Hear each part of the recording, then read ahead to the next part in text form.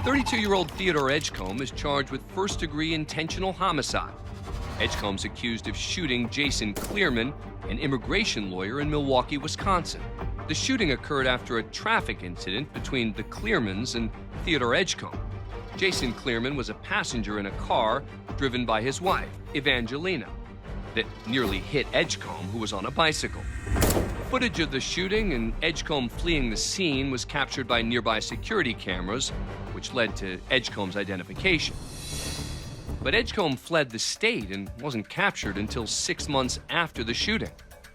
The question was never if Edgecomb shot Jason Cleereman. The question was whether Edgecomb was justified in firing his weapon. The prosecutor argues that Edgecomb incited the initial altercation, which later led to the shooting. They also point to Edgecomb evading authorities for 6 months as evidence supporting his guilt. But Edgecomb and his defense team argued that Jason Cleereman directed racial slurs and threats towards Edgecomb, causing him to fear for his life. They contend that Edgecomb fired his weapon solely in self-defense. If convicted of the most serious charge, Edgecomb's looking at a mandatory sentence of life in prison. Mr. Edgecomb, are you nervous at this point? Very. Due to the circumstances at hand, like my whole life is, pretty much on the line right now. This all started with a night where he was going to get food for daddy-daughter date night, and now him on the stand is deciding whether he'll ever get to have another daddy-daughter date night. I want to now direct your attention to September 22nd of 2020. You're going westbound on Brady Street. Tell the members of the jury what happens next. All of a sudden, I hear this horn blowing, and I see this car heading towards me. The vehicle just clips me, knocks me onto a parked car. The gentleman yelled out the window. He says the N-word and, get the F out of the street. He says it boisterously and boldly. That is meant to show that he's not the initial aggressor. It would justify his reaction of punching Cleereman, and that it's Cleereman who escalated, not him. If I would have known then what I know now, I wouldn't have punched the guy. I would have just accepted being hit and called a and just not even approached him. Now, Mr. Edgecomb, accept that you're riding off at this point, right? I'm getting away from the situation altogether. I just wanted to get back home to my children. If you withdraw from a situation, that gives you, by law, the ability to reclaim your right to use self-defense in that case. Can you explain to the members of the jury, why did you go from being in a bike lane to now being on what appears to be a sidewalk at this point? I was escaping from being hit. These people are hunting me down now at this point. I never felt that, amount of fear ever. I knew I was gonna be killed. Our body reacts to thinking we're about to be harmed or we're about to die. I had my firearm out, it was at waist level. In that 1 nanosecond, we're not weighing all these courses of action or rational decision making or all that other kind of stuff. We're doing something in the moment to save our life. What was your intent at this time? I didn't have any intent. This gentleman lunged toward me like he was gonna tackle me, and I took a step back. And as I stepped back, it was the reaction from that, the firearm just went off. Edgecomb's explanation of the gun going off is what really lends me to believe his preparation to testify against these charges wasn't up to snuff. It just went off, made it sound like been an accident. You're no longer in the realm of self-defense. When you argue self-defense, you're not saying, I made a mistake in harming this person when they attacked me. You're saying, no, I intentionally did this. The gun going off, it wasn't like intended. If 4 other people see your hand go up with a gun in it and shoot the victim, you're telling us that that's not what happened. Do I have that correct? Yes, that is Okay, correct. thank you. The prosecution's goal when it comes to cross-examining Theodore Edgecomb is to show that this is unreasonable.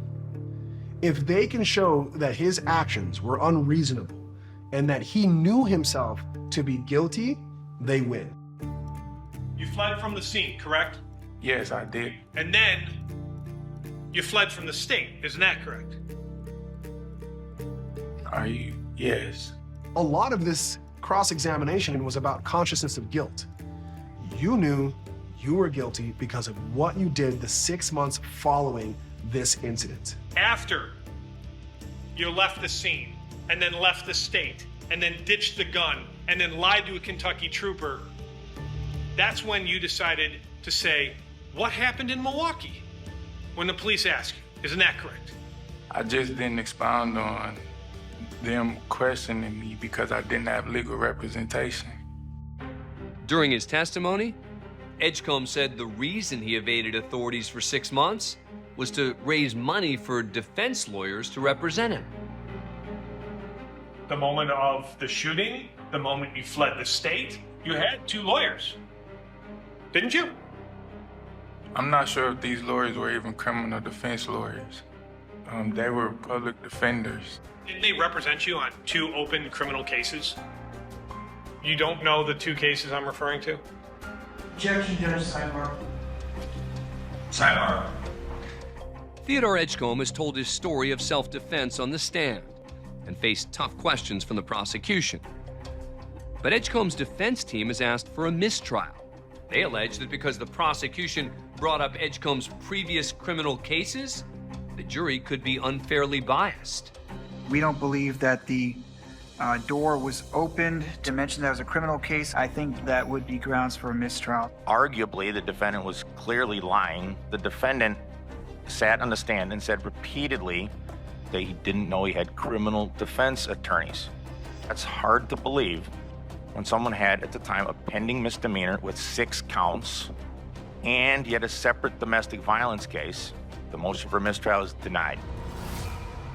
The motion for mistrial is denied, but the jury could still decide that Edgecomb only fired in self-defense, or at least that there was reasonable doubt. The jury indicated that they've reached a verdict. And it only took them a couple hours to decide. I don't think any of us were expecting a verdict to come back that quickly. We, the jury, find the defendant, Theodore Edgecomb, guilty of first-degree reckless homicide, a lesser-included offense. Theodore Edgecomb was not found guilty of the intentional homicide. He was found guilty of the reckless homicide, the main difference being the intent of the person.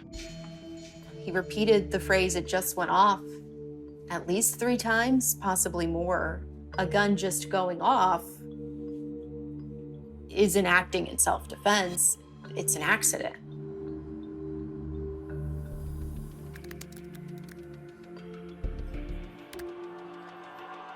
It's time for people to stop resolving arguments or confrontations or any possible disruption in their life with a gun.